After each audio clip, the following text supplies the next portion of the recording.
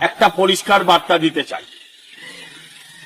বেশ কিছু সাধারণ গরিব মানুষের মনে হয়েছে যারা হকার বসে ভাই, যারা 100 দিনের কাজ করেন, যারা বিভিন্ন ধরনের কন্ট্রাকচুয়াল কাজ মিউনিসিপ্যালিটিতে করেন, যারা অটো চালক, টোটো চালক, যেহেতু তৃণমূলের ইউনিয়ন, তাদের মধ্যে একটা আতঙ্ক ছড়ানো হচ্ছে যে আমরা এলে, বিজেপি ক্ষমতায় এলে একদম এদের ব্যবসা উঠে যাবে, বিজেপি এদের তুলে দিয়ে নতুনদের বসাবে।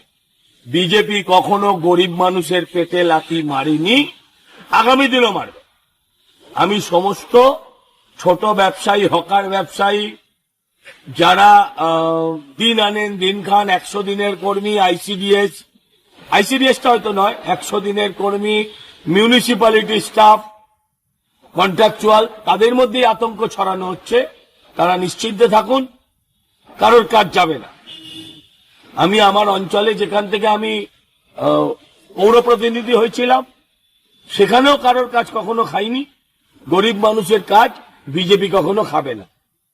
সে অটো, টোটো, রিক্সা চালক, যারা যে ইউনিয়নেই থাকুক না কেন, গরিব মানুষকে এই তৃণমূলীরা জোর জবরদস্তি ইউনিয়ন করিয়েছে, এটা আমরা জানি।